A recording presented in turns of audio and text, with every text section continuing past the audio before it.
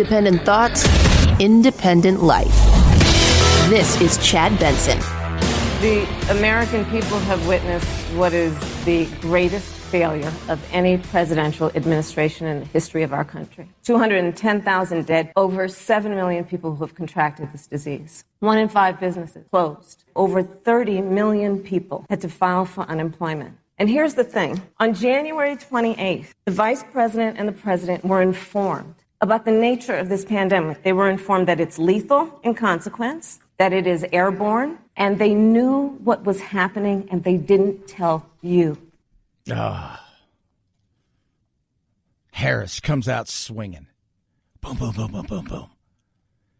Pence comes out swinging as well. Do.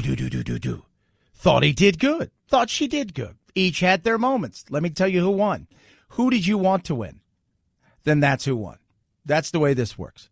Who did you want to win is how this thing breaks down.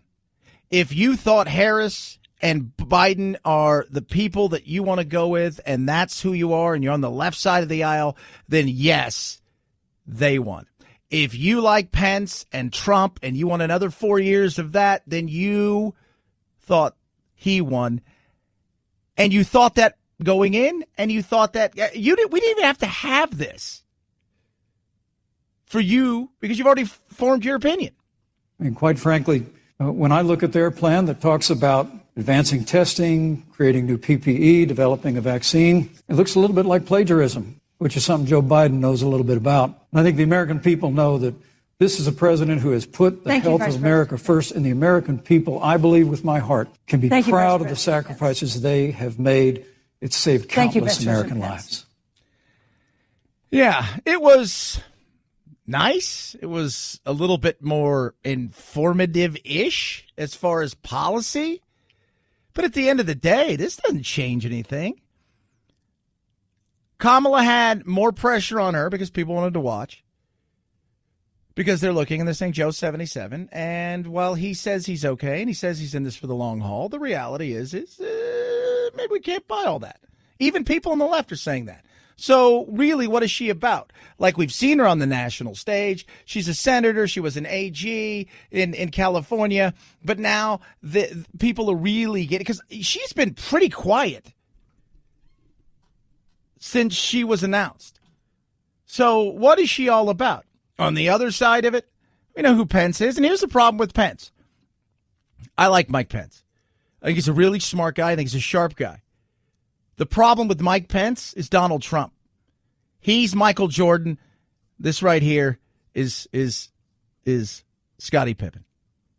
Always going to be outshined. Always going to have a situation where when Trump walks in the room, every eye is on him and the oxygen is sucked out of the room.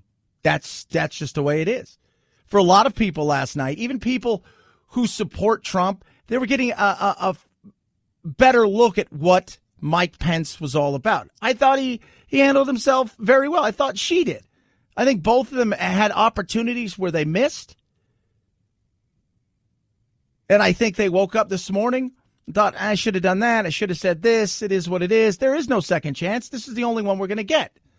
Now, next week, we're supposed to have a debate.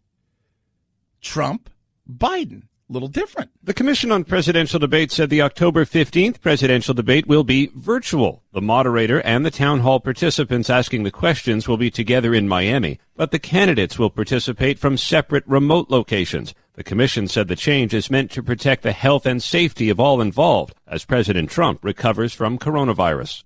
Now, you're thinking, really? I don't know if I want to watch two guys who are in their 70s on Zoom with a delay, people fighting in a different room, fighting in another room, fighting in another room, and people asking questions in another room. What does Donald Trump think of this? President Trump says he will not do the second presidential debate after the commission announced this morning he and Joe Biden will appear in separate remote locations in order to protect the health and safety of everyone involved. The president, in his first interview since his COVID-19 diagnosis, calling into Fox Business Network. I'm not going to waste my time on a virtual debate. That's not what debating's all about. The president said he and his campaign only learned of the format change this morning, minutes before it was announced. I understand. Look, you want that person in front of you. You want to be able to look them in the eyes. You want to be able to do that. I want no part of this. I mean, do you? I mean, honestly, do you really want to watch a virtual debate? I don't. I don't want to watch what took place last week, but at the same time, I don't want to watch a virtual debate. And what's funny is, and pretty sure Anthony and I were talking about, speaking of last week, so last night, it was fairly, I mean, there was a few contentious moments, but for all intents and purposes, it was very much a situation where what? They go out, they handle it, they talk, they argue a few times. It's pretty much, you would say, it was like a PBS debate. Very just, But how many of you out there were like 5 minutes in going, last week's debate was kind of fun. I mean, it was crazy. It was chaos. And that's what we have. We have, like, you look, we can't help it. We're drawn to conflict. We're drawn to chaos. We're drawn to this. We're drawn to reality television. We're drawn to reality television. We got a reality TV star as our president. We are drawn to this. Yes, we want to be able to hear what they have to say. We want them to argue a little bit. Well, maybe a little bit more. We don't really want the name calling, but it's better than, that's the sad thing of where we are. Because I was sitting there last night going, man, this was, compared to last week, was, woo, that was crazy. I mean, I didn't like all the stuff last week, and you want a little fireworks. That's what you expect. I mean, last week was overboard and it was nuts, and I'm good with some fireworks. But at the same time, last night, I mean, there was just so many places where they missed opportunities on each other. Don't you often wonder, like, I sit around and go, who's helping them? And the moderator last night from USA Today, who, by the way, is writing, I guess, a biography about Nancy Pelosi. He says a little bit about what's going on there. But the moderator last night, you missed opportunities to call them both out. You missed opportunities to call them both out when you should have on certain things that seemed like you could have set the record straight. Very frustrating. It is. At the end of the day, though, whoever you wanted to win, you could have tweeted that out or not watched it, and you got what you got. You could have tweeted out before, Kamala Harris crushed him tonight. Kamala Harris absolutely destroyed him tonight. Kamala Harris, oh.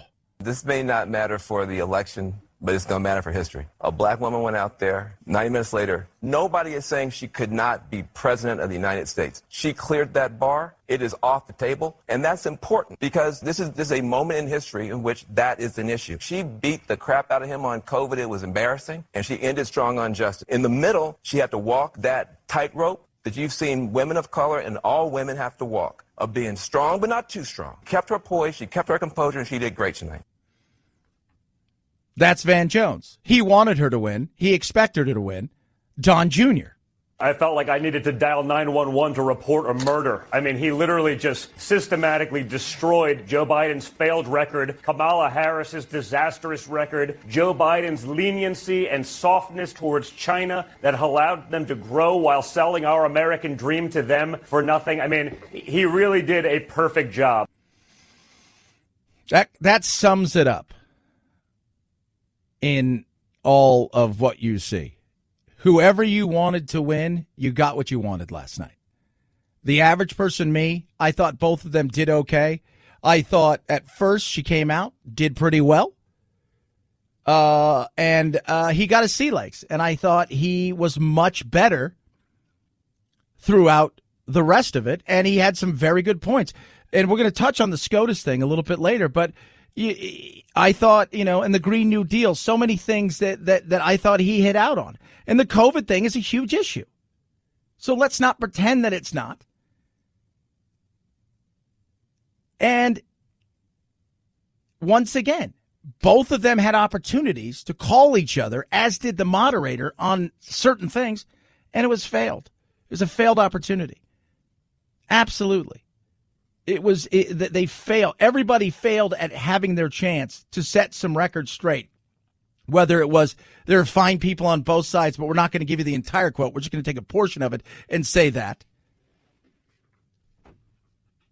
The Green New Deal. I mean, she was out there talking about that as if like, well, just go look at all of the stuff. Basically, it's the Green New Deal. Call it whatever you want to call it, but your entire thing that you've got out there for climate and all of fuels and fossil fuels and renewables, it's the Green New Deal.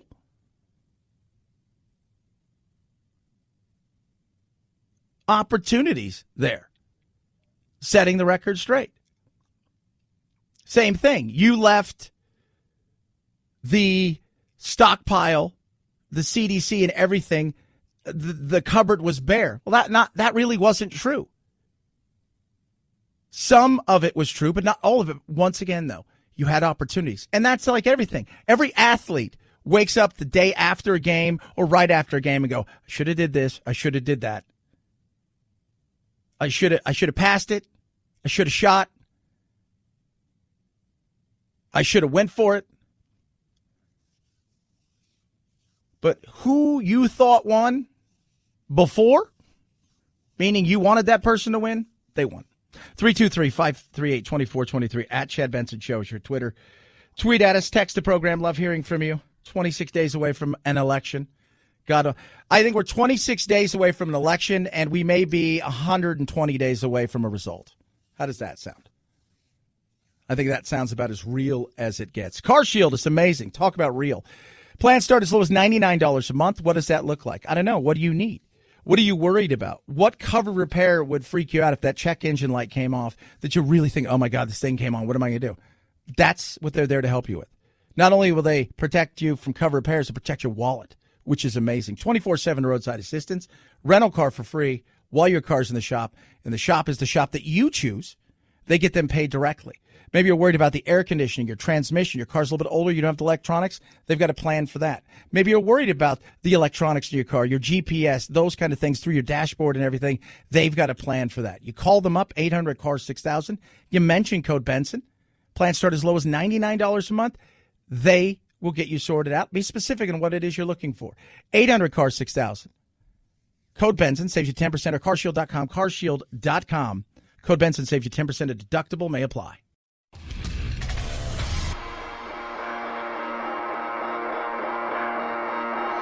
Welcome to Chad. No, not the country. The institution. The Chad Benson Show.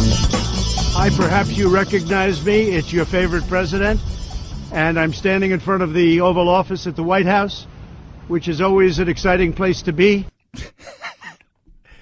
So yesterday, sitting there, and that video comes out, and I'm sitting there, and I hear Gatos, we do a show together. He's got it in queue, and I hear that, and I just start laughing. I can't help it. I'm like, sometimes he drives me mad. He makes me crazy. And then I hear that, and I just start laughing. You guys might recognize me. I thought what he did yesterday was cool. And it's so funny to watch how infuriating people get with Trump. Like MSNBC, so we have all of our TVs up in the other studio, and I've always got the Golf Channel on, or something like that, and then or Dr. Phil, because it's just there's every time there's somebody on with Dr. Phil, it's just hilarious. But the Golf Channel's usually up, and then we've got all the other, MSNBC, Fox, and MSNBC's trying to break down the cost of Trump's treatment. Like the helicopter and all of this stuff, and why the average American can't afford that. Not taking into account that he's not the average American, kids. Sorry. He's not. The dude's not the average American. He's the president of the United States. President Obama would get the same treatment. The person after Trump, whether it's 4 years from now or in who knows whenever else this thing sorts itself out, going to get the same treatment. There's a doctor in the White House, usually in another room close by. When he travels, they have Hospitals and doctors on standby. No, he's not getting the same treatment you and I are. That's the reality of it. They're not the same. But watching it break down. Regeneron. Every time I hear it, all I think of is, I am Regeneron. Like it's this special transformer that's only a medical transformer here to fight viruses. I went in, I wasn't feeling so hot, and within a very short period of time, they gave me Regeneron. It's called Regeneron, and other things too, but I think this was the key. But they gave me Regeneron, and it was like unbelievable. Unbelievable. I am Regeneron. I am here to help you recover. But it was interesting, just the video itself, and then watching people start to break it down. He looks like he's breathing hard. What's wrong with him? He looks like he's breathing really hard. He looks fine to me. Well, our body experts say that I can tell he's got a collapsed lung. Oh, really? Our body experts say he looks like he's got the body of a 27-year-old. He didn't look any different. He looked like he was outdoors. Giving a speech. Doing what he does. But so many people on both sides use him as a symbol. They want him to be really sick. Some want him to die. And others want him to get past this so fast so they could say, ha ha! And you just laugh. Like, yes, we have a virus that is political. Think about that. If I'd have told you the beginning of 2020 that by the end of it, we would have a virus that would have affected the entire globe, crushed the economies around the world, killed 1 million plus people, and was also political, you would have said, shut up. 323-538-2423 at Chad Benson Show's your Twitter. Tweet at us. Text the program. Love hearing from every single one of you. Chad Benson Show.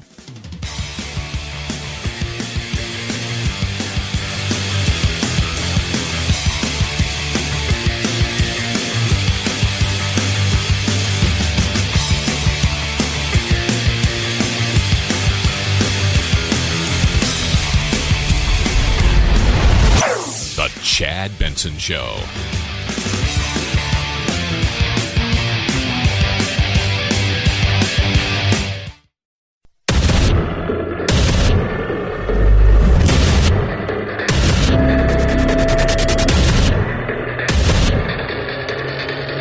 Independent thoughts, independent life. This is Chad Benson. On day one, Joe Biden's going to raise your taxes. It's really remarkable to think.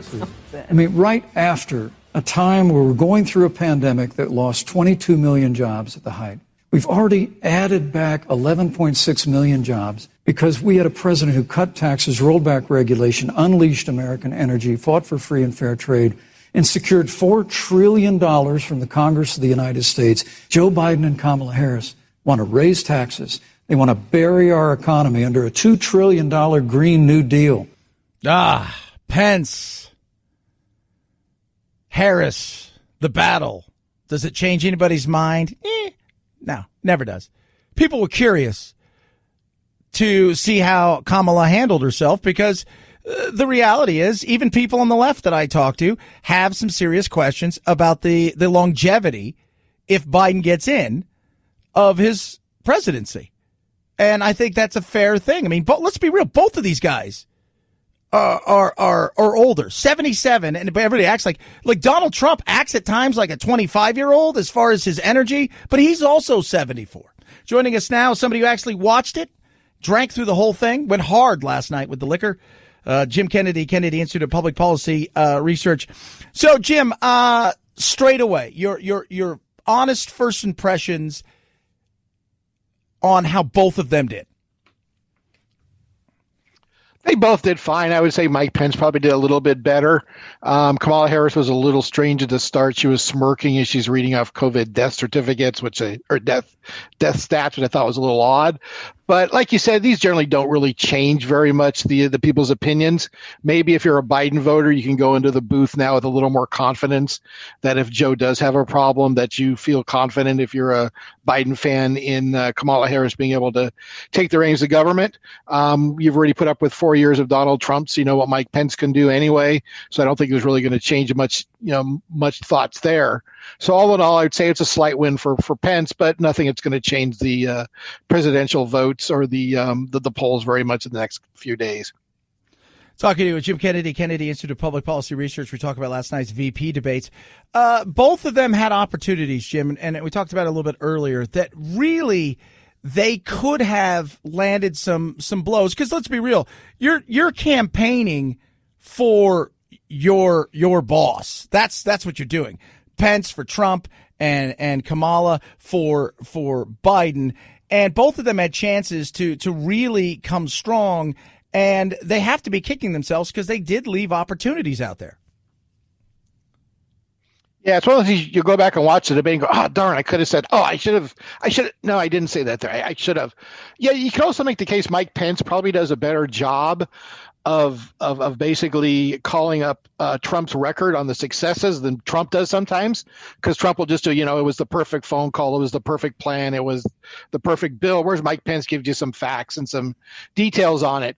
Kamala Harris did, I think, pretty well on, basically laying out what the administration has done with COVID. You can, whichever side of that you want to be on, as far as have they done as much as they can, or were they woefully inadequate? I think she made a decent case that the response could have been better compared to some of the other countries' responses based upon the number of deaths and the number of cases we've had in America. Mike Pence was very sympathetic about it, and felt bad for all the people, and did what he could to cover, because he is supposed to be the point person for COVID. So, yeah, each of them. It was interesting though. Kamala Harris wouldn't answer the question about packing the court, going, that wasn't one of the questions I was asked. I don't have to answer that, which kind of means, yeah, I think you just did answer that, but the answer isn't something you really want to give the answer to. Yeah, which is very true. And then when she talked about the she brought up the history side of things, and with Abraham Lincoln. And for those of you guys, I'll give you guys a quick history lesson. That was going to be his fifth Supreme Court nomination in his term. And the guy that he decided to nominate, he kept it very quiet, but he essentially used that guy. I think his name was Salmon Chase. And how did he use him? He wanted him to go campaign for him throughout the Midwest, especially in Ohio, to help him get reelected, kind of as a caveat to putting him up there. And when he was reelected, he was nominated in like 2 seconds. So it's context. Talking to Jim Kennedy from Kennedy Institute of Public Policy Research. I want you to listen to, so Frank Lutz, the pollster, focus group. What is the healthcare supply chain? It's a complex it's global very interesting system with numerous built-in. And what he did was, he has his poll group, he has his little focus group, and the tone and demeanor, because you've heard people say, well, she's a woman of color, she's a woman, she has all of these things, and they asked the people, and I want you to take a listen to this. Frank, that kind of shocks me, the idea that the Supreme Court would resonate more with undecided voters. For undecided voters, I would have guessed that the biggest issue would have been the economy. I agree with you, and I was very surprised. But if you notice what Pence did, they go through the questions, they go through the give and take. And this is the impact of a debate, that it's supposed to change people's minds. You can't give Mike credit for winning the debate. You have to give Kamala responsibility for losing it. Is that true? I don't know. That's what some people are saying. But it came down for a lot of people to a thing where, okay, so Mike did what he was supposed to. She lost it. But did she lose it not so much in the things that she said or didn't say, but more about the mannerisms? Frank, that kind of shocks me, the idea that the Supreme Court would resonate more with undecided voters. For undecided voters, I would have guessed that the biggest issue would have been the economy. I agree with you, and I was very surprised. But if you notice what Pence did, they go through the questions, they go through the give and take. And this is the impact of a debate, that it's supposed to change people's minds. You can't give Mike credit for winning the debate. You have to give Kamala responsibility for losing it, because of the tone, because of the demeanor. They're smirking. It did not do well for Al Gore back in 2000, and it did not sit well with voters with Senator Harris. I don't know about you. I mean, there was times, like you said, she smirked, and there was some things where it was the eye roll and things of that nature, which I think that's kind of what she does. And I don't like, with Trump, his mannerisms and stuff. Are people being too hard on her? I don't think so. I mean, that's what she was doing. There's nothing that's really hard about that. That's just a fact. That's what she was doing. Like I said, she was smirking when she was giving out the COVID death stats, and other times during the night where she seemed to be gleeful about calling out, bad things that have happened in America. And that's not something you should be doing because it does probably help her help her in Biden's campaign. But the point is, you're not supposed to be gloating over those things. You're supposed to be looking, vice presidential, and it's supposed to be looking distinguished when you're doing it. So yeah, no, I don't think that's unfair to call that out. And I really don't look at it as, yes, she is a black woman, but I just look at it as a vice presidential candidate and Mike Pence, because Al Gore had the same problem. He would do that. And yes, Trump will do the same thing where Trump loves the eye roll about that, about basically when he doesn't agree with somebody and stuff. So, I mean, they all have their mannerisms. They need to be cognizant of the fact that when you're off, when you're not speaking, you're still on camera. So you can't necessarily roll your eyes at everything your opponent says if you don't believe them, because it's going to get picked up. And I remember Al Gore, had a large problem with that when he ran both as VP and as president in 96 and 2000. Yeah, absolutely. Talking to Jim Kennedy, Kennedy Institute of Public Policy Research. And I think we discount, if you go and look at the debates pre-television, television made a huge thing, and everybody always said, Kennedy got Nixon to sweat, and that changed everything, and there was something there. I think at times you like the smirks and this, that, and the other, because I'm a person who talks with my hands. I'm eye roll. I'm very expressive, and I see they do the same thing to Donald Trump when he does stuff. It just sometimes I'm like, you know what? Here it is. It's a full contact sport, so you're going to get criticized for things, and you're criticized as a candidate, not as a woman of color, not as anything other than you're a candidate, and that's the way it is. Speaking of debates, next week supposed to be another debate. Will there, won't there be, because it's supposed to be virtual, Trump? I'm not going to waste my time on a virtual debate. That's not what debating's all about. Says he's not going to do it. It's going to hold a rally, which I have zero problems with this. I think if you're going to debate somebody, Jim, I want to be in the same room with them, and I don't want to see essentially two octogenarians on Zoom where other people are on Zoom, a moderator, and a delay, because that to me sounds like an awful situation. Yeah, it seems like my everyday conference call with the 12 people with the 12 conference calls I'm on for work every day. Yeah, absolutely. I mean, that's exactly what it is. You don't know about technical difficulties.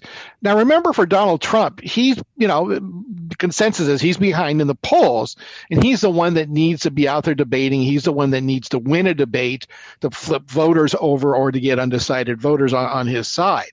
So I'm sure that I'm not sure he's thought about this too well, because he really needs to be out there debating. Going to a rally with 12,000 Trump fans is not going to really help him probably collect any more votes. Getting out there and having Joe Biden slip up or saying something that makes people think, yeah, I want to vote for that guy more so than Joe Biden is something that he needs to do. So they might want to rethink that. Though, I can see Trump being Trump and just decide, oh, heck with it. This isn't worth it for me. And I'm just going to, like you said, go out there and have a rally instead. And the campaign staff will think that he's going to generate more votes that way. But I would think they need to rethink it. And I think that Trump probably needs to be there. And I need to think they find a way to make it work. I would think by that time, Trump could be able to do it in person. Maybe if Biden wants to show up, virtually, I don't know. But there's, it's definitely something that's going to get sorted out in the next 5-6 days. Oh, well, with Trump, you never know. He just tweeted, by the way, he's not contagious today. So just want to let everybody know that. Jim, you lean right. I tell everybody that. Look, I have him on my show. I have everybody on my show I can, but we love having you on, but you do lean right. But the reality is the polls were right and wrong. They were wrong on the Electoral College in 2016, but they were right on the popular vote. You're a person that is very pragmatic. You're very real at the way you look at this. Trump's in some trouble. Yeah, I think he is. I think he's in more trouble than I thought he was in 2016 at this time. But again, you can't discount the fact that there are, and I hear people talk about this a lot every day, about the people that don't necessarily voice their support for Trump if they're polled, but they really are going to go vote for Trump. They'll say they're undecided, or they say they're unsure. They don't generally say they're Biden voters, so they're not like lying in that sense. But they just don't necessarily want to tell people that they're voting for Trump. They'll say they're undecided, or or they haven't made up their mind yet, or they're not going to disclose who they're voting for. So there is that possibility, but the numbers do seem to be looking worse. And there's just a lot of people that just seem to be angry at Trump, that are really energized about getting rid of Donald Trump. And I think that factor may be what it comes down to. Because remember, he won the presidency with about less than 100,000 votes in key states that he won when he won Wisconsin and Michigan and Pennsylvania. So he, didn't win, he won by a fairly small margin. You flip 100,000 votes without a problem, and he's not the president. So because of that small margin, he can't really lose any voters, and he might have lost some suburban women, which has been where he's had problems with polling historically, both in 16 and this time. So yeah, I think he is in a little bit of trouble, and we'll have to see that again. That's why he needs a debate, because he needs to be out in front of the American public convincing them why you should elect Donald Trump and not why you should elect Joe Biden if he wants to win. Jim Kennedy, always love having you on, brother. Kennedy, Public Policy Institute. Thank you so much, man. You have a great day, and we'll do it again. Thanks, Chad. I tell you what, I still think Trump's in some trouble, but I think that polls are closer, but I still think he's in trouble. And I'm being honest. I'm going to give it to you as a straight shooter. Somebody asked me yesterday, if the election was today, who would you put your money on? I said, zero problems putting my money on Joe Biden. Non-emotional. I'm just looking at it as if we're betting. Now, in 26 days, a lot can happen. 323-538-2423 at Chad Benson Show's your Twitter. Rough Greens. Didn't get to see my dog Doodle last night, but I know he had his Rough Greens. He likes it, sprinkled right on his food. It is not dog food. It's actually a supplement with vegetables and vitamins and minerals, and it's got omega-3, 6, 9. It's got probiotics. It brings his food to life, and it makes him healthier than he's ever been since I've had him, and it is incredible. Somebody said yesterday, I thought Poodle was a doodle. I said, he goes, I thought Doodle was a poodle. I said, he's not. He's just a dog. He's a crazy, fun dog who had arthritis and fatty tumors in his hips, and now he runs around like he's a puppy. If you love your pooch, like I love my pooch, get them Rough Greens. It is a game changer. It truly is. It truly is. $14.95. That's it. 2-week jumpstart. Less than $15. Roughgreens.com/Chad. RUFFgreens.com/Chad. Or call 833-MY-DOG-88. 833-MY-DOG-88. Rough Greens. We make any pet food better. Chad Benson Show.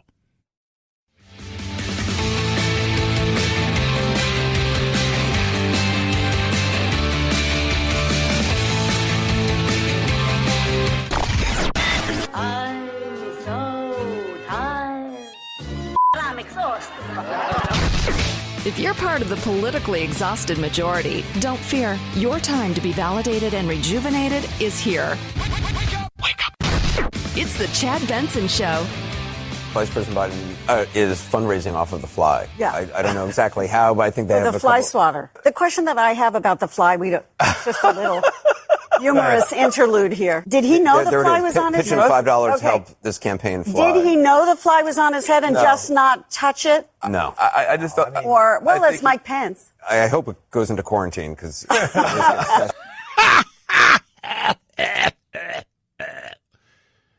my God.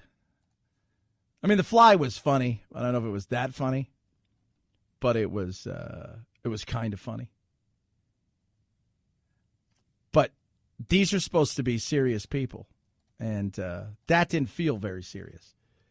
And you can't not talk about the fly, right? Like, we can't not talk about it because it was there. And the eye, and something wrong with his eye. I don't know. But it was there. And you're supposed to be serious. Then we go over to Steve Schmidt and Ari Melber. Also supposed to be serious. I mean, I don't think it's ever a good sign when a fly lands on your head for 2 minutes. You know, that's a sign all through history of sin, and historically, biblically, maybe it's only safe to say this, Ari, after midnight, but, you know, a fly, he who commands the fly has always been seen historically as the mark of the devil. So I'm not Steve, having the fly now as a journalist, now I have to ask for the record, are you joking? Because the fly could have landed on anyone. But it didn't. It landed on Mike Pence. Okay, so it's the mark of the devil. This is why we can't have nice things. I want to see how Saturday Night Live is going to handle it. One thing I know about SNL is they kicked somebody off this week. Country star Morgan Wallen was supposed to be the musical guest on SNL this weekend. Then came videos of him partying in recent days in Alabama. No mask, no social distancing. Wednesday, he posted a new video from his New York hotel room. I was getting ready for SNL this Saturday, and I got a call from the show letting me know that I will no longer be able to play. He says he was told he broke COVID protocols. I respect the show's decision because I know that I put them in jeopardy. And now he'll take a little break from the spotlight. I have some growing up to do. Yeah. So... got a bit of a mullet, too. That could have been something.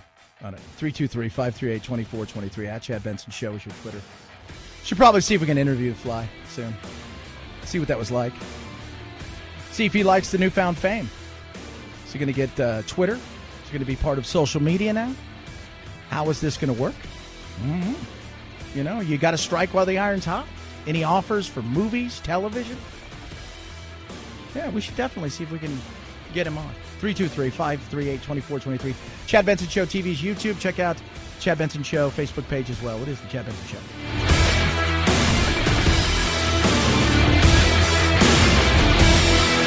This is the Chad Benson Show.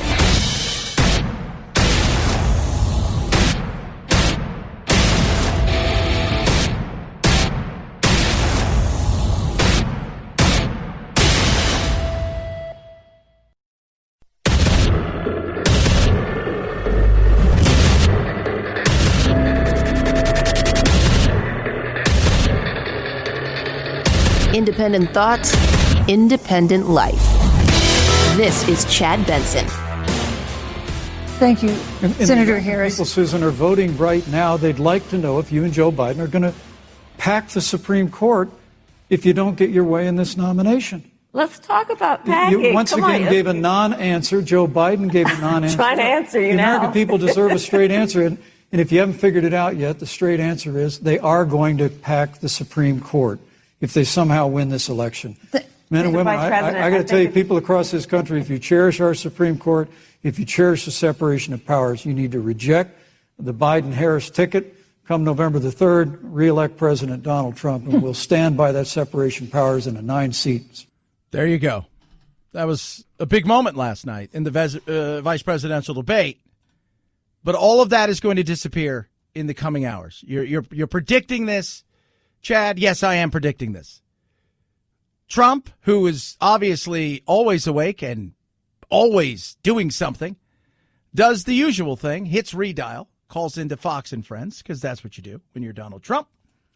And in doing so, you utter some words that will now be debated throughout the halls of CNN, MSNBC, the Los Angeles Times, the New York Times, the Huffington Post, the Daily Cause, and everywhere else as absolutely racial in nature. Take it away, sir.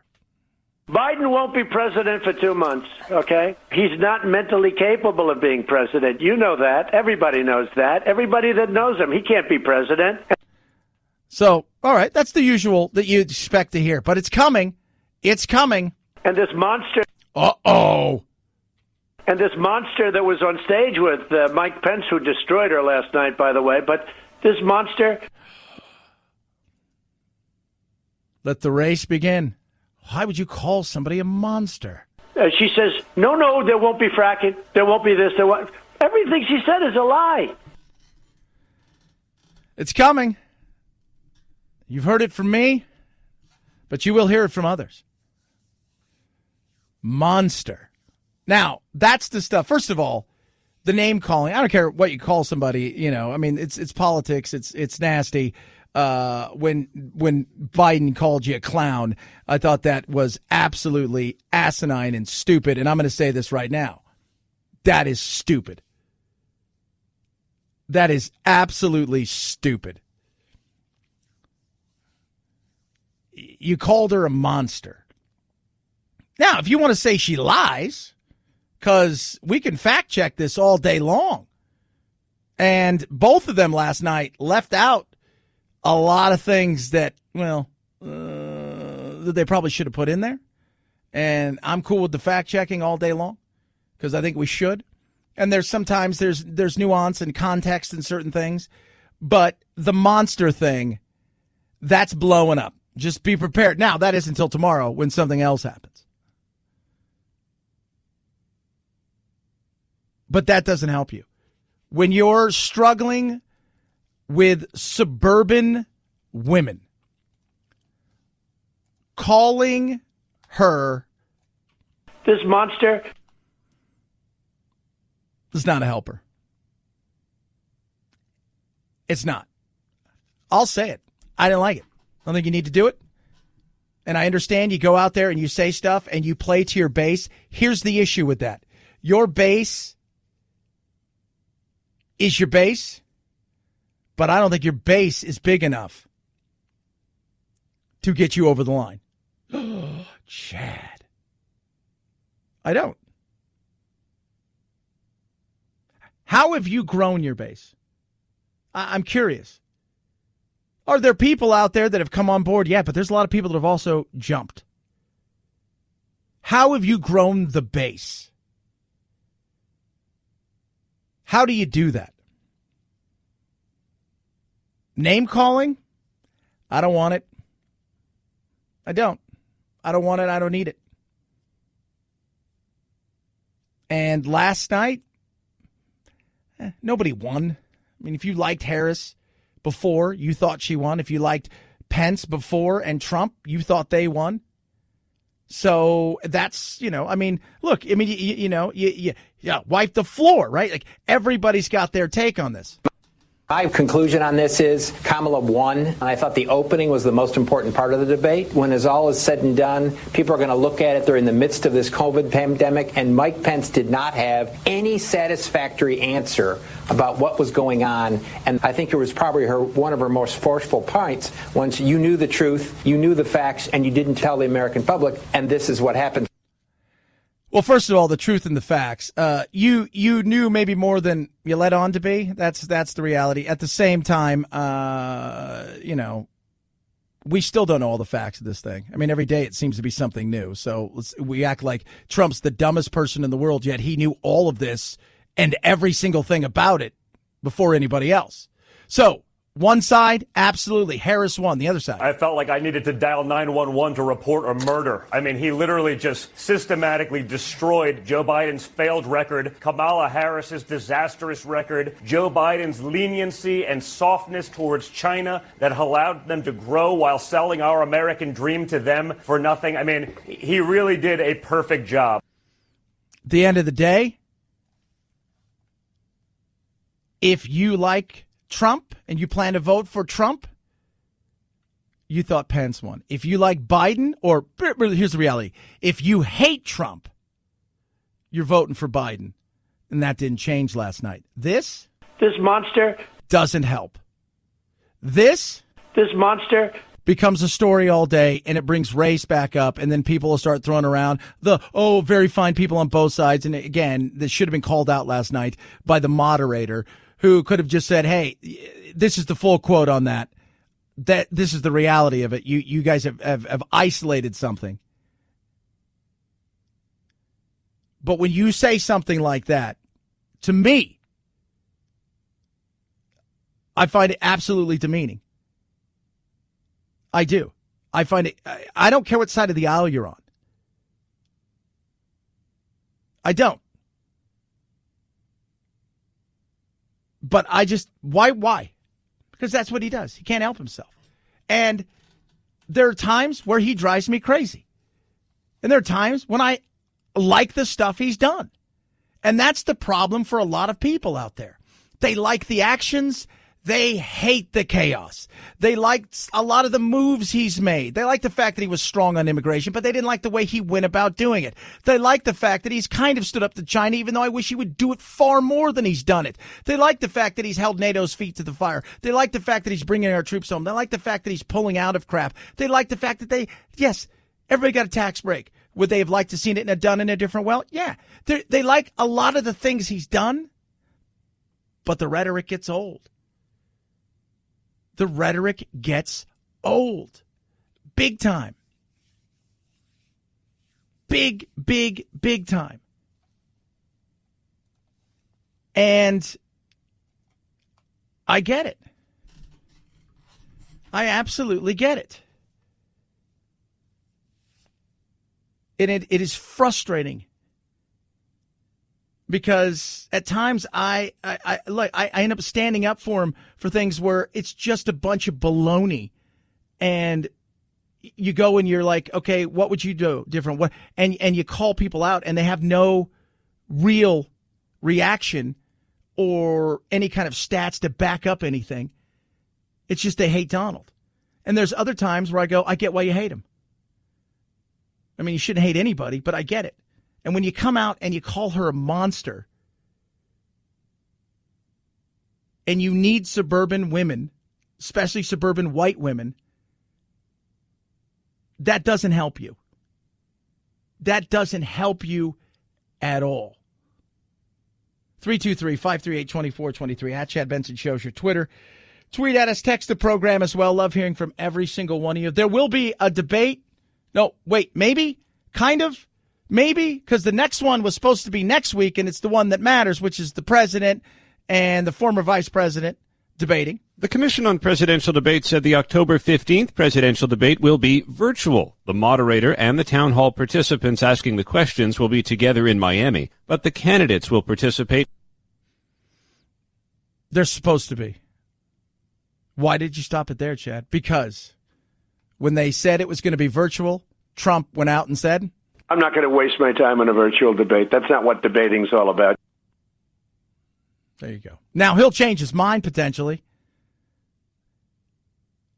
80 times.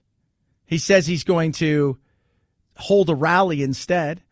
And I don't blame him. I don't want to see a virtual debate. I want no part of any of that.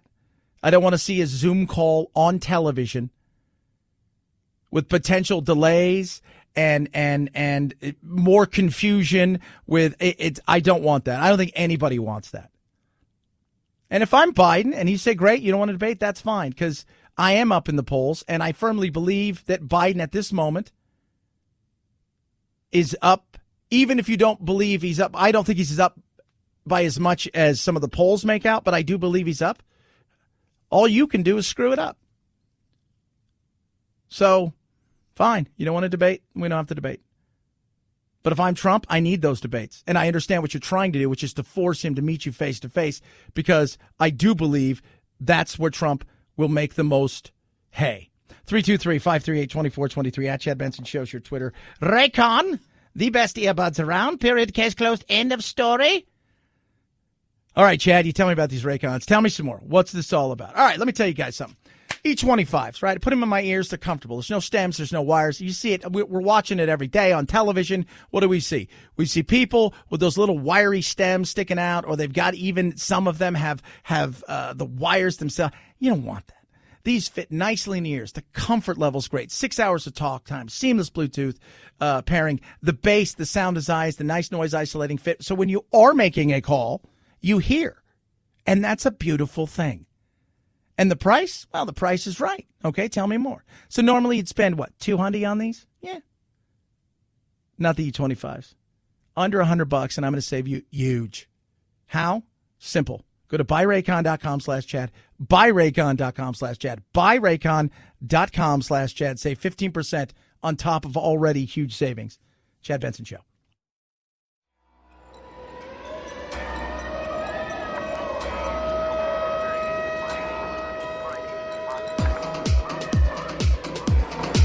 Darn, that climate change. Batten down the hatches.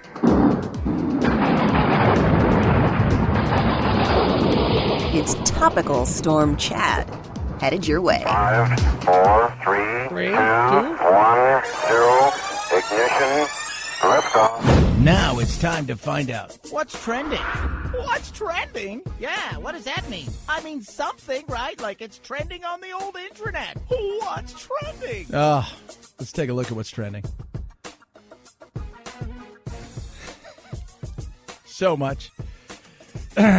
Prosper Fitty? I don't know what that is. I'm speaking hashtag. Kamala Harris. Trending. The debate from last night. Mike Lee apparently blurted out that he hates democracy, according to the New York Mag. He hates democracy. Oh. Is this how, like, look, okay, here's a perfect example of, he says, we're not a democracy. We're a Democrat republic. Right? Democracy isn't the objective. Liberty, peace, and prosperity. Prosperity? I don't know what, that's what it was. We want a human condition to flourish. Rank democracy can thwart that. Yeah. We're a democratic republic. We have democracy within it. But, you know, it's crazy. It is. This is it. This is it. New England Journal of Medicine has avoided politics for 208 years, but Trump has got them to the table. Is now urging voters to oust Donald Trump. In an editorial titled, they broke the nonpartisan position it's held since 1812 with dying in a leadership vacuum, which urged voters to oust Trump over the failures in his administration. Hubie Halloween. Here we go. This is Welcome to America. What's the most trending thing? Hubie Halloween. It's Adam Sandler's goofy movie that is debuting on Netflix. So, yeah. So there's that. Head on over to more from Google. Kyle Allen named the starting quarterback. Producer Phil, you happy with the Washington Football Club's naming of Kyle Allen as the starting quarterback? Ask me on Monday. All right. Yeah. Apparently that's it. That's big. Derek Chauvin, we're going to touch on that. Released yesterday, $1 million bond. So in Minneapolis, so Derek Chauvin is the former officer who had his knee on George Floyd's neck. He's out on bond. It was $1 million bond. He bonded out. In Minneapolis, they can take only 10%, but they can take any up to that 10%. They could take 50,000 of that 100,000. They get 10,000, or they could have took 100,000. I don't know how that works as far as what they took, how we raised that money, or any of those things. His lawyer continues to say we are going to show in court that he died from fentanyl. And Katie Hill. So Katie Hill is being made a folk hero.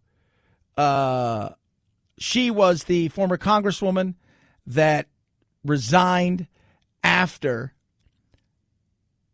pictures came out of her having an affair with a staffer and her ex-husband and all of these things, and she resigned, and there was all kinds of menage a trois and smoking weed and all this stuff, and they're going to make a movie about her. First of all, I don't think she should have resigned. I just at this point, just move on with your life. Can we just all get over it? And it was did it affect your job? Well, the staffer side may be, because we didn't know much about it, because everybody was more into the salaciousness of the pictures. But some people who worked with her are pissed and angry, saying, hold on a second. You guys are making a movie, and you got all these people who are going to play her, and all this stuff's going to happen, and you're turning her into some sort of folk hero, and all of this stuff, and this feminist icon, and there's more to the story, and this isn't what it's all about. So we'll see. But it shows you, right? Like Elizabeth Moss is going to play her. It's crazy, right? It is. You think this is crazy. Remember, think about all the young kids out there who've done some stuff via the tweeting and the texting. Oh, yeah, Chad Benson Show.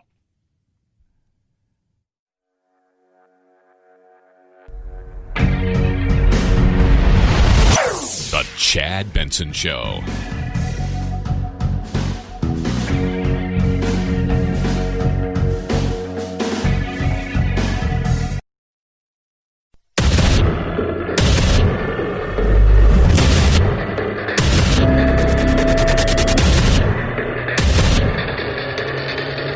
Independent thoughts, independent life. This is Chad Benson. Another 840,000 laid-off Americans filed new claims for unemployment benefits last week, a number that has remained consistently high in recent weeks as talks of a full-blown economic stimulus in Washington fade, and the focus is on a smaller bailout package. Yeah, and every day it's something new. You go one direction, you go another direction. We're stop negotiation, then we're going to start negotiation. Okay, we're going to take some money from stuff that we haven't used, and we're just going to allocate it for this. It's going to be, look, like everything else when it comes to the insanity of politics, it's the unknown,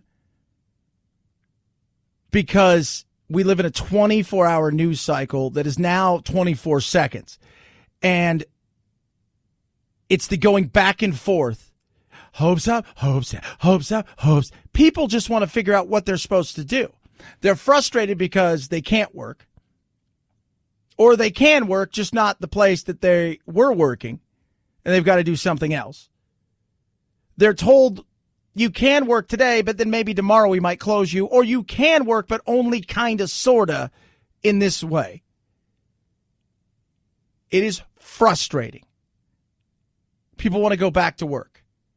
That's what people do. They don't want a handout. They want to get back to work. This is when government's gotten so involved and has jacked the pooch so much. Well, what do you want them to do? Well, how about this? Wash your hands, wear a mask, we get on with our life. People are vulnerable. We'll take extra precautions to make sure we protect them and put money into that, and the rest of us need to get on with our life. That sound like it's anything crazy? I don't think it does. But for a lot of people, it is. And it's frustrating. 323-538-2423 at Chad Benson Show is your Twitter.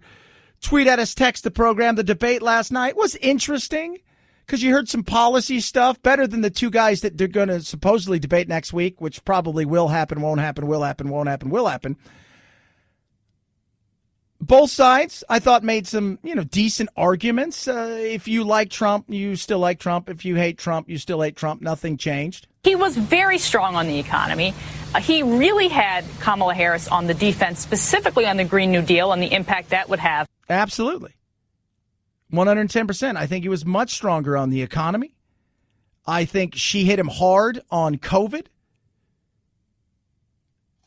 And speaking of the economy, because it's always what? Everybody, it's always the economy stupid. I found this to be interesting. And it's a study about who really does better in the economy.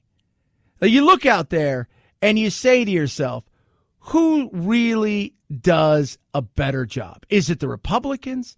Is it the Democrats? Which party's better? You guys are going to be surprised. Surprise, Chad? Please, surprise us. I'm going to. So, Wallet Hub released a review of the U.S. economy and how it's fared since 1950 under both parties, looking at times when one side controls the White House and Congress and times when the government was split. The economy emerges best scenario when a Democrat is president, but Republicans control Congress. What? Yeah. So both being part of the conversation and participation. Let's look back. Go look at something like Bill Clinton. What happened?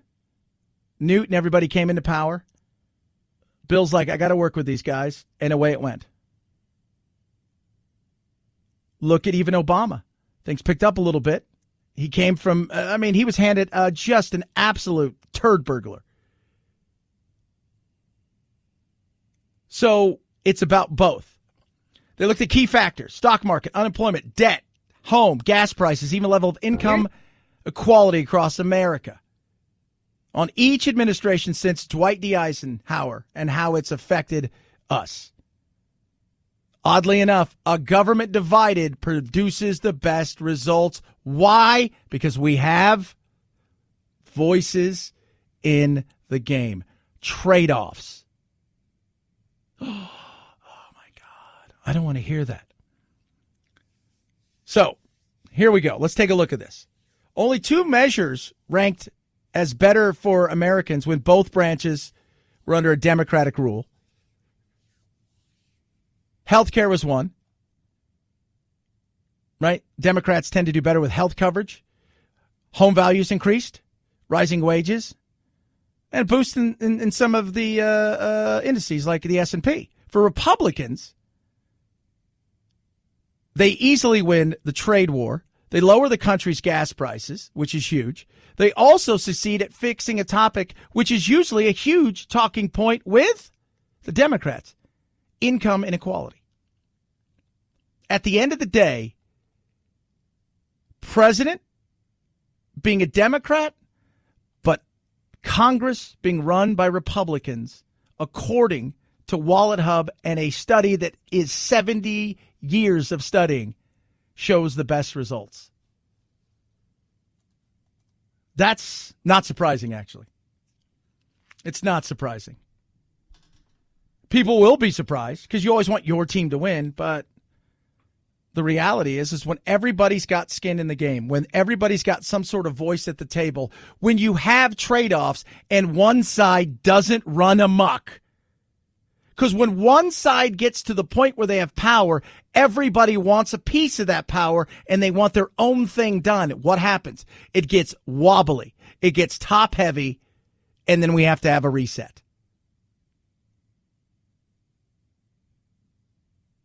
That's what ends up happening. 323-538-2423 at Chad Benson Show. Twitter. Tweet at me. Text the program. Kids, I'm going to tell you something. If you go back in time and you look at some of the things that we have done to terrorists, torture them. Go back and look as recently with Guantanamo Bay and the incessant playing of the meow, meow, meow, meow song over and over again. You got Eminem's song playing over and over again. Queen playing over and over again. AC/DC over and over again. Just nonstop, loud, blaring, trying to break them. Oklahoma may have the worst case of any kind of torture you will ever hear. According to court documents, those detention officers allegedly victimized at least 5 inmates late last year.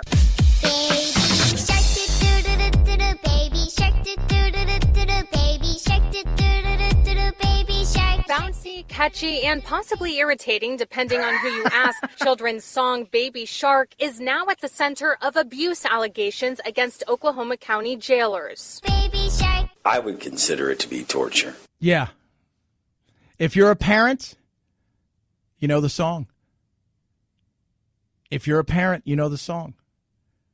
If you have a young child, you know, I take it from me, I know the song. Mommy Shark, do-do-do-do-do. Daddy Shark, do-do-do-do-do.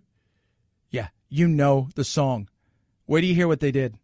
Former detention officer Christian Miles and Gregory Butler charged on Monday. But it was late last year when the two allegedly handcuffed inmates to a wall in a standing position with their hands behind their backs. And in some instances, the prisoners were forced to listen to Baby Shark on a loop for an hour and a half to 2 hours at a time. Attorney Casey Davis comparing it to Guantanamo Bay torture tactics. Done with one purpose: to harass, to torture, to inflict emotional anguish.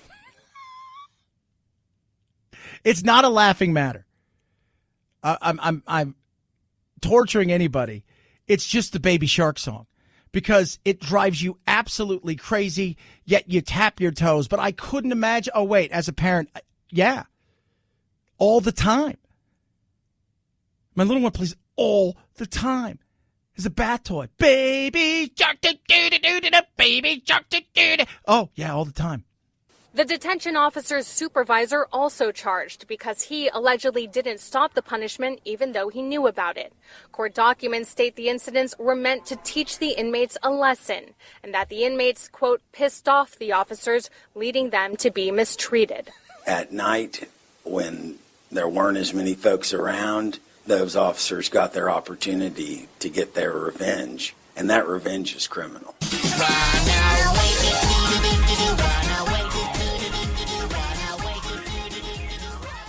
Oh, they couldn't run away.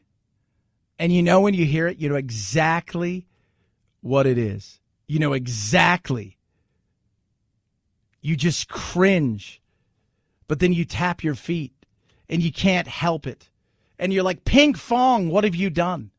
What is this song of evil that you have created? Oh, it is Baby Shark. It is Baby Shark. Let's learn a little bit about Baby Shark, shall we? Yes, I think we shall. Pink Fong. It's crazy. Pink Fong came up with this, and it has gone huge. How huge? Well, it's gone number one in some places. UK Kids Digital, US Lyric Finder Global, both Billboard, number one, top 100 at one time on Rolling Stone. UK singles at one time it peaked 6. That's a single, like released as a single. 2 times platinum. Think about that for a second. 2 times platinum.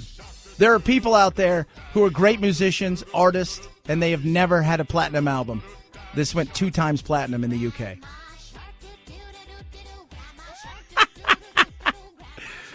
323-538-2423 at Chad Benson Show's your Twitter. Feel free to tweet at us, text the program as well. I want you to think about this all day. Chad Benson Show TV, check it out. It's on YouTube, Facebook as well, The Chad Benson Show. Car Shield, use it or don't, but it's nice knowing you have it, right? Okay, what's Car Shield, Chad? Well, let me tell you. Car Shield's amazing. It is there to protect you on covered repairs. No matter what those repairs are, you call them up. You be specific in the things that you need to protect on your car, that you worry about when it comes to your car. Is it your engine? Is it your transmission? Is it the electronics? With Car Shield, they've got plans that start as low as $99 a month. You get 24/7 roadside assistance, a rental car for free while your car's in the shop, and that shop is the shop that you choose. They get them paid directly. No sweat right there. That's the way it works. Call 800-CAR-6000. Mention code Benson to save 10%. They've got over 1 million customers. Tell them exactly what it is you're looking for. Be specific in what you're looking for. They're there to protect you from covered repairs. That means protecting your wallet. 800-CAR-6000. Promo code Benson. Or go to carshield.com. Carshield.com. The promo code is Benson. Save 10%. A deductible may apply. Chad Benson Show.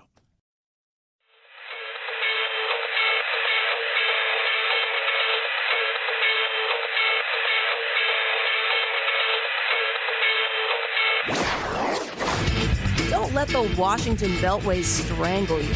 This is where the exhausted majority comes to refuel, realign, and reevaluate. This is Chad Benson.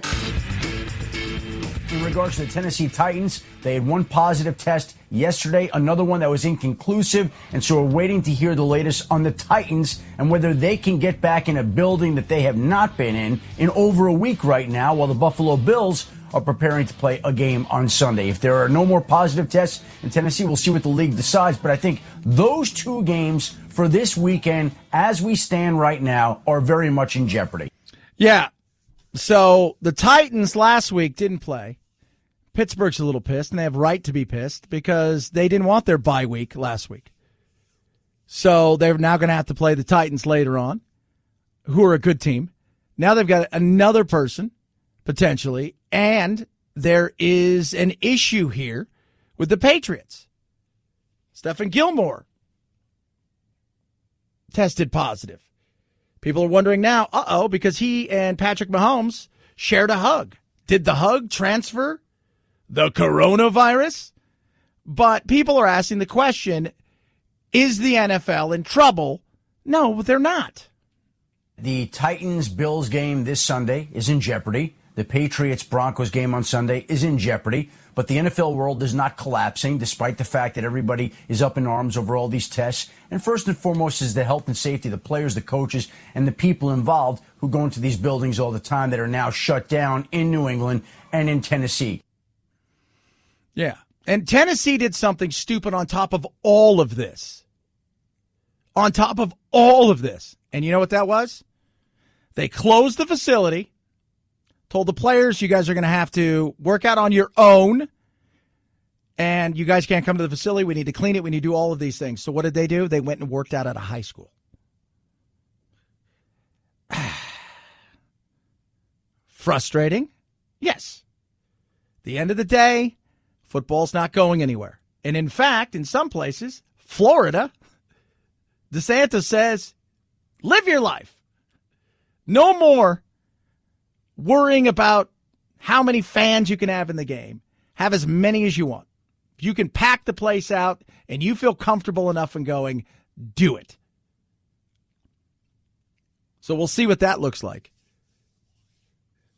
Because I watched the Florida game last week, the football, the college game, and I was like, there's a lot of kids there. There's a lot of people there. Out of all the games I've watched, and tonight we got a good game because the Bucs are playing the Bears. This should be very interesting. Out of all the games I've watched, I've only really noticed the empty stadium once. And I don't know if you saw the game on Monday Night, Phil, but Lambeau is not a stadium that it looks good empty. Because these modern stadiums are built with cameras in certain places and they're built around the television. Lambeau's not one of those. So it was a very surreal, empty feeling, more so than other places because you can focus more on the field. You don't really notice it outside of a punt or maybe a kickoff. You don't notice a ton of the emptiness because it's a hyper focus on the game. You're seeing a lot of the wired shots above the field. But it did look pretty empty, and it looked weird. 323-538-2423 at Chad Benson Show is your Twitter. Tweet at us, text the program. Love hearing from you. I had no idea there was one of these because if I would have known there was one of these, I would have actually gone. Welcome to Jurassic Park. Jurassic Park closed to visitors. The set of the upcoming Jurassic World Dominion shut down after a couple of positive tests for COVID-19. Director Colin Trevorrow tweeting out a picture of a dinosaur wearing a mask with the news that they're pausing production for a couple of weeks due to safety protocols. No word on who tested positive. The movie's filming in the UK, and the release date was pushed back before the positive test from next summer to summer 2022. So it's not really Jurassic Park. It's not. I tweeted some out earlier that was funny. All the doctors at Walter Reed coming out in all their white things and all. This looks like a press conference more for a bunch of scientists having to tell the world that their dinosaur escaped. 323-538-2423 at Chad Benson Show Twitter. Tweet at us, text the program. Love hearing from each and every one of you. 'Tis the Chad Benson Show.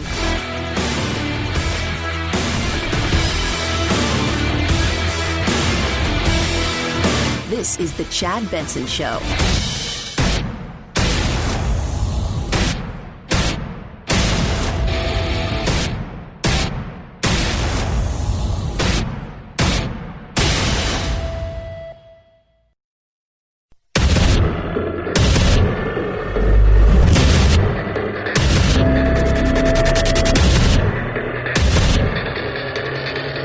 Independent thoughts, independent life. This is Chad Benson. If the Trump administration approves a vaccine before or after the election, should Americans take it, and would you take it? If the public health professionals, if Dr. Fauci, if the doctors tell us that we should take it, I'll be the first in line to take it. Absolutely. But if Donald Trump tells us that we should take it, I'm not taking it. Nope. What if the scientists, Trump tells you to take it, and the scientists are like, yeah, take it. Are you not going to take it? Because do you have to have him say, don't take it? Is that it? That was the debate last night. I get pushback. Here's what you're going to get from me is a healthy dose of skepticism and actual open-minded thought. And I hate that you guys hate that, but it's true, right? I'm skeptical of so much of the stuff that goes on in politics, and I get frustrated so much by so much that goes on in politics. And I'm skeptical of so many people in politics. And we should all be skeptical. And we should also hold everybody's feet to the fire, especially the party that you voted for in power. And it's funny because the blowback I get, because I didn't think she sucked. Well, that means you must like her. No, I'm honest. She wasn't awful. She had her moments. Pence had his moments. I mean, that's the way that these things go. She had more pressure because people are looking at her because they don't quite think that Biden's going to make it, which leads us to the fastest growing, biggest story of the day that will continue to be so. Trump, on his usual AM tweet storm / phone call over to Fox to chat with Kilmeade and Ducey and whoever else has that job between the two, says this. Biden won't be president for 2 months, okay? He's not mentally capable of being president. You know that. Everybody knows that. Everybody that knows him, he can't be president. All right. We hear that all the time. And in fairness, I've got friends on the left who have the same question about Biden, his stamina, but also whether or not he is in this for the long haul. So last night, Kamala had a ton of pressure from not just being out there in front of the world debating not Democratic politics, but debating actual policy and politics.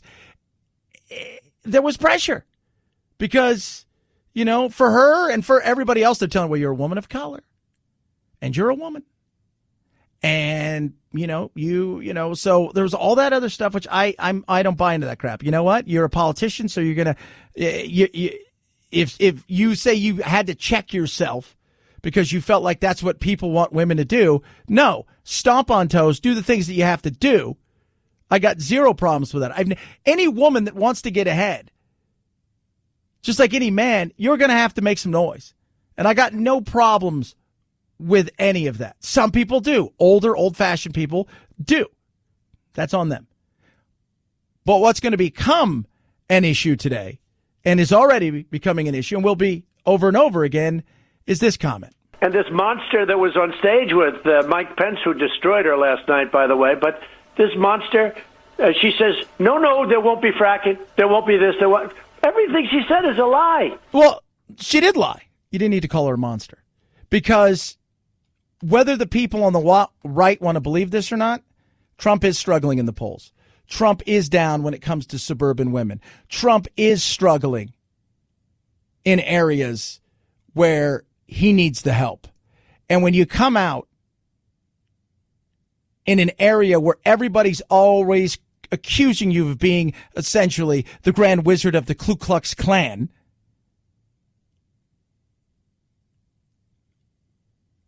you give them more. And when everybody's already coming at you, and just like in society itself, it's no longer what was, said, it's how it's taken. People walk around all day looking to be victims, and you just give them more ammunition. This monster.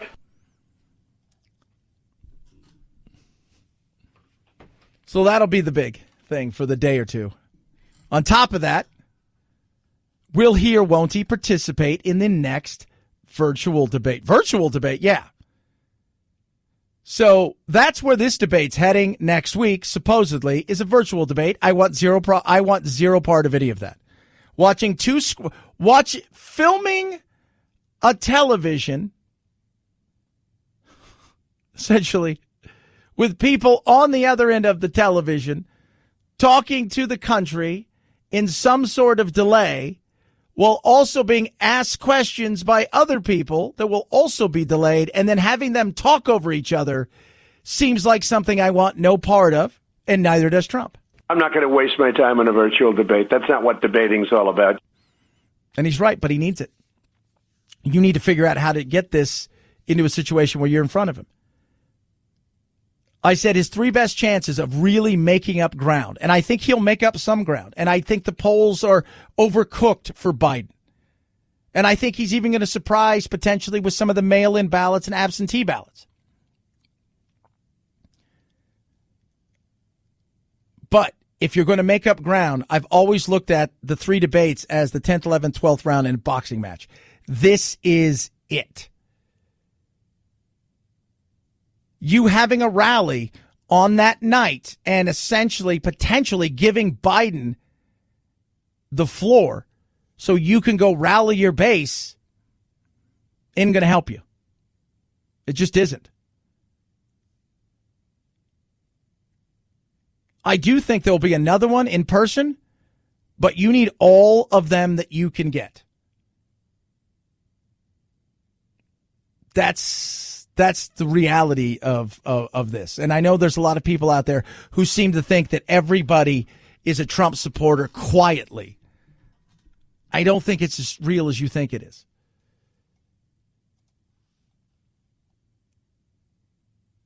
I don't think you think it's as real as you think it is. I think there are a lot of people out there who are,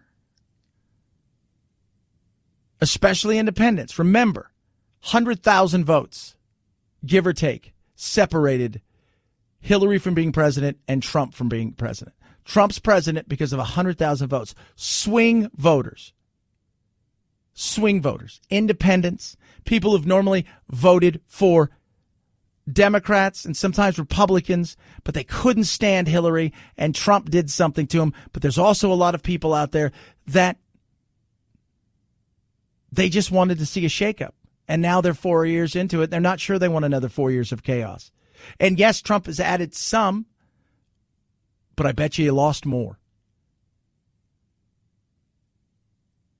How do you grow that base? That's what matters. If you're not growing the base, what are you doing? Well, you've got a base. Yeah, you've got a base. But how do you add to the base? What do you do to continue to grow the base? What do you continue to do? And at times, let's be real, Trump, I like a lot of his actions. Who doesn't want a strong military and strong borders? I want lower taxes and less regulation. There's a lot of things that I like that he has done. And some of the way he's handled some of this hasn't been very good. And I blame the media for part of it, too, because they both fight with each other all day long. But at the end of the day, if you can't grow that base, if you can't add those numbers, especially with independents, that's not good. It's not. And when you go and look at the numbers we have right now, well, Chad, the numbers are wrong in 2016. Let me tell you something. The numbers were right. The electoral numbers were wrong, but the popular vote was for Hillary. So there you have it. And even if you cut his lead in half at this moment, he's still outside the margin of error. So how do you make that up? As many debates as possible. But I agree about not having a virtual debate. I don't want any part of that. I don't think anybody does. 323-538-2423 at Chad Benson Show is your Twitter. Tweet at us, text the program. Love hearing from every single one of you. Love, hate, I'm totally fine. People ask me all the time, Chad, you flip-flop. I don't flip-flop. I call it as I see it. I'm skeptical of both of them. I have trouble believing both of them at times. You call it what it is. Last night's a perfect example where the moderator, here's a perfect example of something where she's writing a biography, I believe, for Nancy Pelosi. Okay. But you had chances last night to call BS on both of them, and you didn't. Right? You didn't. Let's do that. Don't you want that? I mean, do you want your politician to lie to you?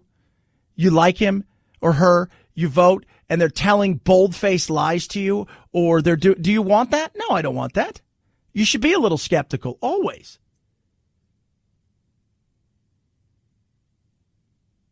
The lane I like is truth.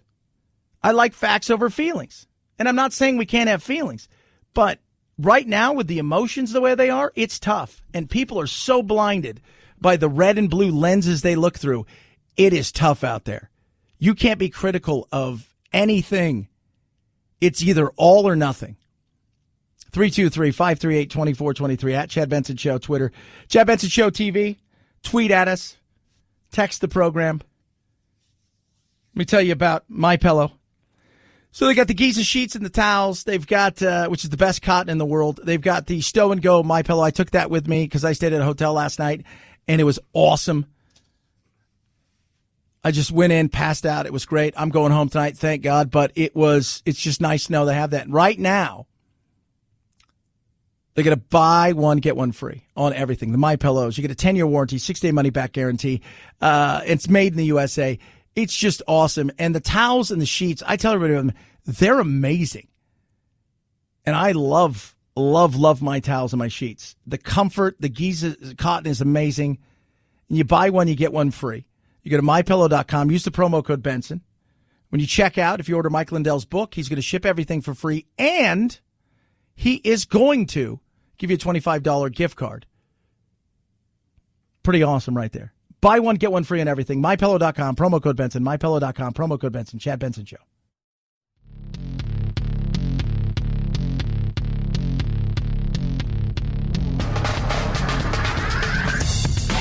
Serving up talk radio medium rare and dripping with irony.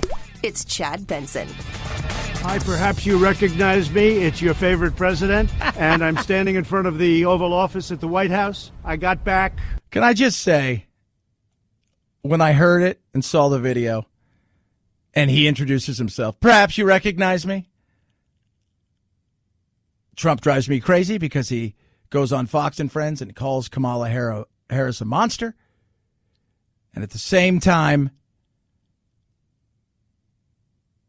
he makes me laugh because he comes out, perhaps you recognize me. Hi, perhaps you recognize me. It's your favorite president, and I'm standing in front of the Oval Office at the White House. I got back a day ago from Walter Reed Medical Center. I spent 4 days there, and I went in. I wasn't feeling so hot, and within a very short period of time, they gave me Regeneron. It's called Regeneron, and other things too, but I think this was the key. But they gave me Regeneron, and it was like unbelievable. I felt good immediately. I felt as good 3 days ago as I do now.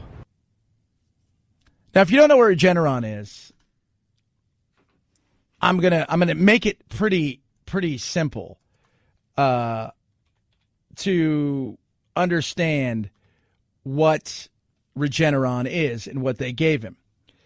So let's break down Regeneron itself. Okay? They come from a planet far away. Far, far away. And you've got Decepticons, and you've got, the good robots, right? Oh, it's not Transformers? No. Oh, it's antibodies. Are you sure? Because Regeneron sounds like that's something that you would... They're from Cybertron? No, it's not from Cybertron? And they're not... He's not fighting Covacons? He's not. Oh, it's just COVID. Okay, my bad. Okay, my bad. We're backing it up. It's an antibody thing that he got. And for him, it worked.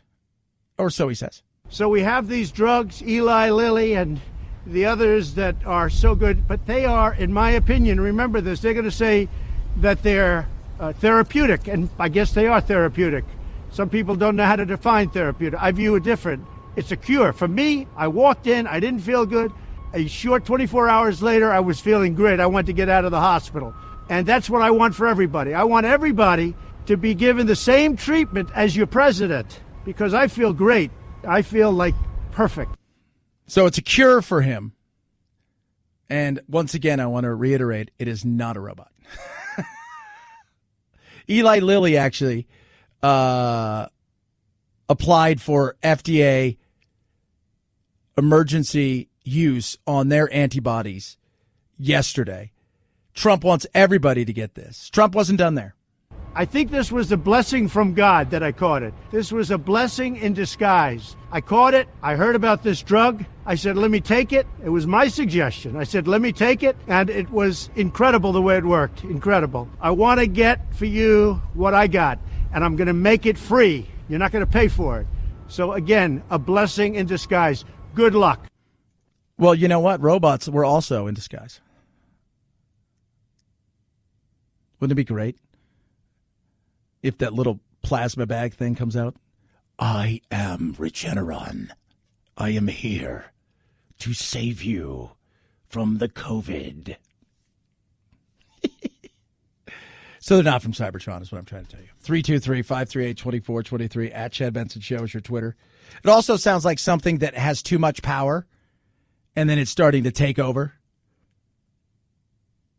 You guys didn't hear what happened at Regeneron? Yeah, totally. They took over. The cyber things are happening. What? Yeah. He wasn't the only one that thought this was a blessing. We're going to talk about somebody else who thought this was a blessing for him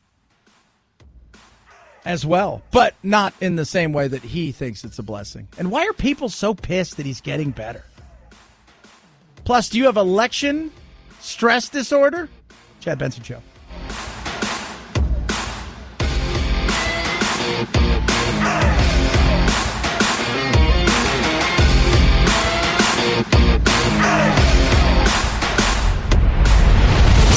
The Chad Benson Show.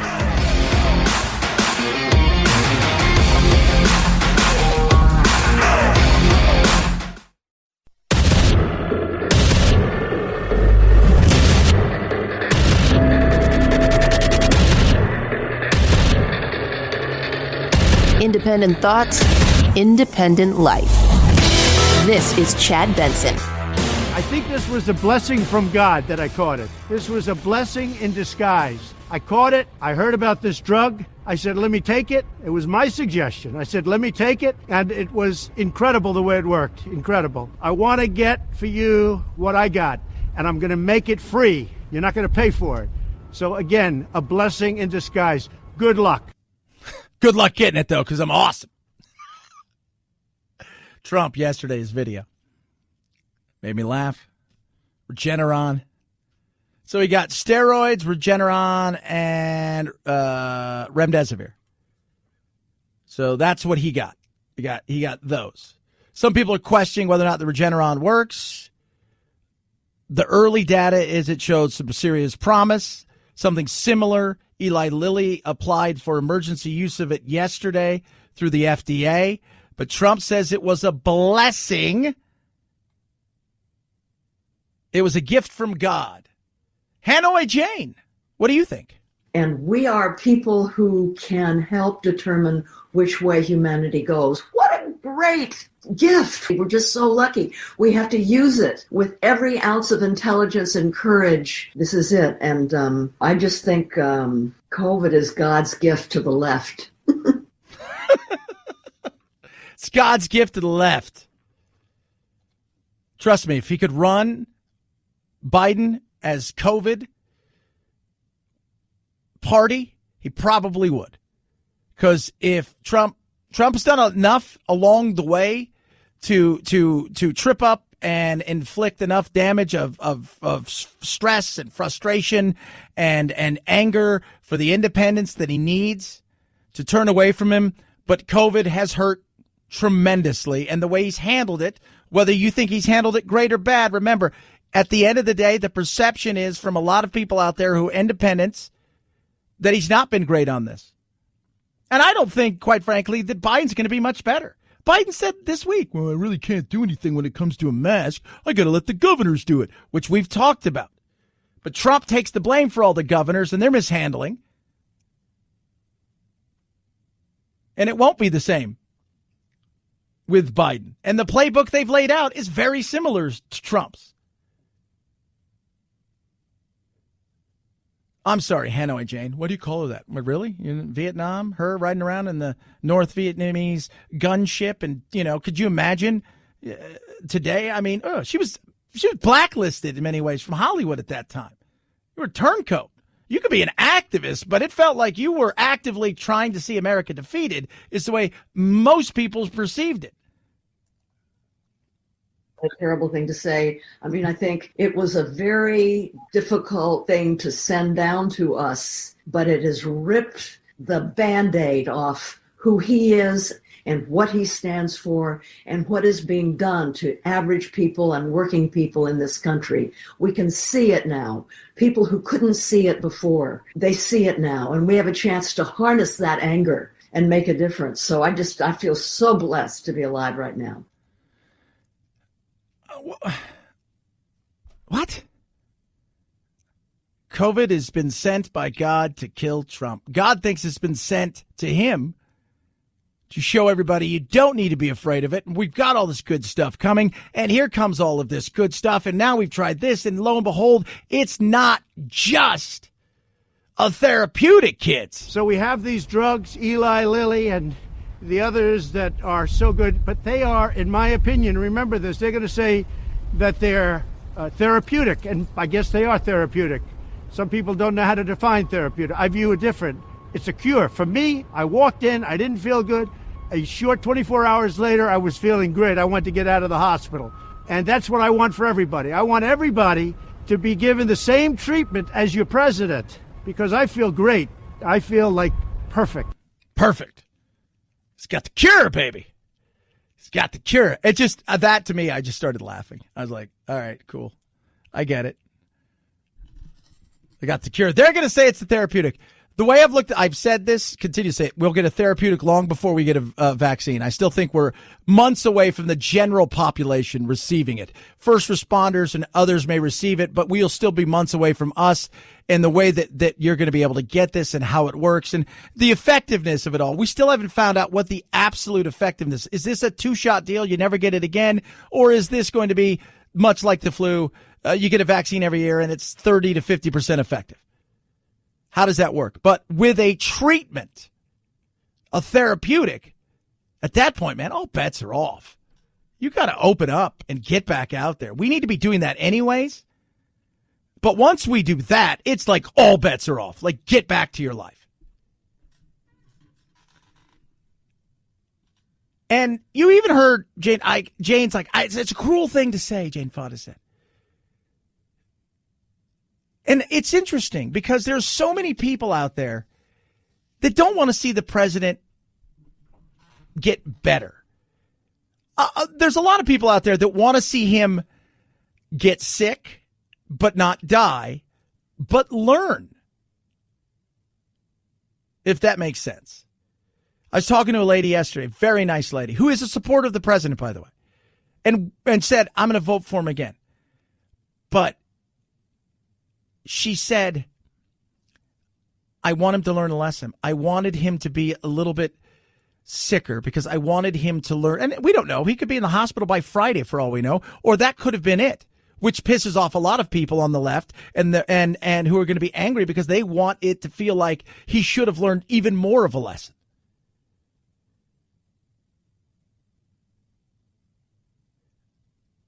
But there's a lot of people out there that they want him to suffer because their hopes is, now you get it. And there's a lot of people on the right who want him to skip around and laugh and say, see, you guys have nothing to worry about. The reality is I don't want to see any president. I don't want to see Biden get this or Kamala Harris or anybody and suffer. Anybody. What I want to see is us get through this thing. But there are a lot of people out there and people that I know that I've talked to who even say, I don't want that to be that way, but I can't help feel that if he suffered a little bit, he'd get it. And I'm like, well, and there are the idiots out there who was just like, I hope he gets it and dies. Well, at least at this moment, he doesn't look like he's dying. Not going anywhere soon. Now, we're 26 days away from an election, and God knows how many days away from the result of an election, but it doesn't look like he's going to go that way. 323-538-2423 at Chad Benson Show is your Twitter. Tweet at us. Text the program as well. Is he mentally okay? Well, let's talk to Dr. AOC. New York Congresswoman Alexandria Ocasio-Cortez appeared on the Rachel Maddow Show Tuesday night, where she questioned President Trump's decision-making abilities while he's on multiple medications for COVID-19, one of which has been known to cause delusions. The president is not in a good condition. I don't think that we should be making any large political decisions when the president is in such a perilous medical state. Watching him yesterday, the psychology of watching all the channels, Fox, MSNBC, and CNN, because they're all on, at the screen, and then I was watching golf, and I'd look back and forth, and I thought, just watching the way that, this person over here is a body expert talking about, well, I think he's breathing really hard. The other person over here is definitely has a lot of issues. You can totally tell. The other people over here are just he looks totally fine. He just looked normal to me. I didn't know what else to say. He just looked it didn't look any different. Am I not reading enough into it? Do I need to read more into it? Do I need to stare deeper? I don't know. He is still receiving interventions and treatments, and we're in the middle of talking about and making dramatic decisions. And if the president and the GOP follow through with walking away from COVID relief, we are staring down the barrel at one of the largest mass eviction crises in the history of this country since the Great Depression. It's not, look, I've said let's do a skinny bill to address the needs of the people, or we can go another direction, do nothing and tell everybody it's time to get back to work. It's about trade-offs. What are we going to trade off? We've got to do some stuff. Some people don't want any more aid. Some people think we need to have I think we can have some trade-offs here. I don't think we need to go the full freight, which is what everybody wants to do. And then they use this entire situation as who will blink first, which isn't good. On one hand, I think that they're just kind of drinking their own Kool-Aid. They really started to believe that masks didn't matter, that rapid tests, which we had known were less effective, were acceptable before a mass super spreading event. So rapid tests suck. We need faster testing because at the beginning of this, we had lots of testing. And at the same time, it was taking people days to get their tests back.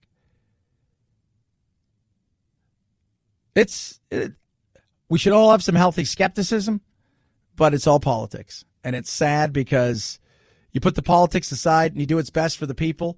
I feel like if these two were in charge of a sinking vessel, you would have to show your credentials to each person before that's in charge of something, before they would allow you on their life raft. 323-538-2423 at Chad Benson Show's your Twitter. Tweet at us, text the program. Love hearing from you. Wounded Paw Project, an amazing company, rescues dogs that would be euthanized and trains them. It's from the shelter to service dogs for veterans, first responders, and their family. The work they do is amazing. Ernesto has put together an amazing organization that is changing lives of veterans who come home struggling with PTSD and injuries, as well as first responders and their family, but they need your help. You can donate in so many different ways. You can give through the gift of a vehicle, car, truck, boat, flies, floats. They'll take it. They're going to use the proceeds of that donation to protect, advocate, and train these dogs for veterans, first responders, and their family, as well as going to smile.amazon.com, setting your supporting group up to help Wounded Paw Project, or the gift of cash as well. Find out what you can do and how you can get involved. It is absolutely incredible, and it is changing lives. Go to woundedpawproject.org, woundedpawproject.org, woundedpawproject.org. You'll be saving a paw to save a life. Chad Benson Show.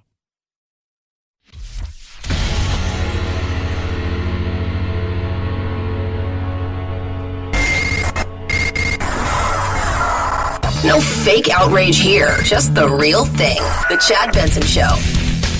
The election, 26 days away. Many people are stressed about it. Saw some sort of one of many polls yesterday that says we could be heading into a time of turmoil and unrest and potential violence. Election stress disorder. Weeks away, a new round of elections, with the election just now weeks away. Remember, the election is weeks away. The result may be longer.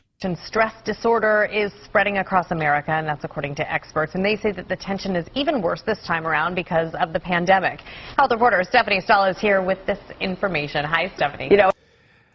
I don't get this, the stress of all of the election and the pandemic. I get the pandemic.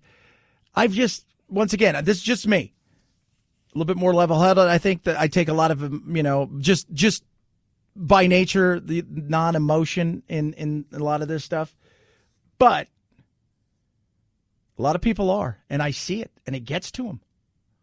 It's a real thing, apparently. You should probably get a doctor. I wonder if there's a pill. Does Trump have some sort of Regeneron for that? Stress levels have been sky high for months now. We've been dealing with the pandemic since March. And now the presidential election is front and center with the country bitterly divided. Doctors say tensions are escalating even more. They are. I see it every day on Facebook and Twitter and TikTok and Instagram and Pinterest. I'm not on Pinterest. It just sounds like something to say. Nobody's on Pinterest anymore. I think we all know that. Does watching this stress you out? No. Are you checking social media a little too much? You're not alone. Marsha Palanchi says she's been feeling election anxiety too. I was keeping pretty zen about the whole situation until I watched the debates, and then that went out the window, and I have been incredibly stressed. I'm getting a lot of emergency calls on resentment and anger. Therapist Dr. Stephen Stosny says stress over the election is causing many Americans to fight with their spouses, friends, and coworkers. That's true. It is. I mean, because Trump, and it's not because of Biden, it's because of Trump. Trump is an emotional thing for a lot of people. People see a red hat, they think MAGA, they're angry at you. They're pissed at you. They have they're mad because they see Trump in you. Remember when Trump won that night? Do you remember all of the talk about what's the holidays going to be like? Because your uncle and your dad voted for him, but you can't stand Trump and all. And we're still there, and it's worse this time because, well, Trump is Trump, and now it's just as contentious. People are worried that there's going to be another 4 years. We've had 4 years of chaos. And so people allow it through emotions to eat them up inside, and you can't do that. During the 2016 election, he coined a term for it, election stress disorder, and he says this year the anxiety is even worse. Anxiety makes you feel powerless, and resentment or anger makes you feel temporarily more empowered. And he says we often turn that resentment and anger on the people closest to us. Yeah, we do. We totally do. And that's in any kind of situation. You argue with the person you usually love the most, have the most emotions with, you argue with them the hardest, and when you're going to attack them or they're going to, that's the way it is. But this is, I'm always, to me, I'm a little surprised because I mean, it's an election. But Chad, you don't understand. I get it that you think that somehow tomorrow that if Biden's president, your world changes tremendously and everything goes back, and or if Trump gets another 4 years, that he saves everything. Sometimes you just got to take a deep breath and not allow the emotions you feel for two people that you don't know, in particular one, to override your relationships and your emotions. It's difficult to avoid political conflicts. I try to avoid it, but sometimes you have to, respond to what they're saying. Election's only a month away, so it's going to get more and more and more intense. It is. It's not going to get any better. And then if you think it's bad now, wait until the battle in the courts begin, because the true election may begin after that Tuesday in November. 323-538-2423 at Chad Benson Show. Twitter. Tweet at us, text the program. Check out Chad Benson Show TV on the Tube of You. That's YouTube. And, of course, like us on Facebook, The Chad Benson Show. We do lives there, usually 3-4 days a week. You have a great rest of your day. Don't let the emotions eat you up inside. Smile. Relax. Breathe it in. We're living in the best time in human history. This is but a moment, and we're stronger together. That's true. So let's try not to be Richards to each other. It shouldn't be that hard. Oh, my goodness. Is that? It is. It's Friday. Night-night, Jack. This is the Chad Benson Show.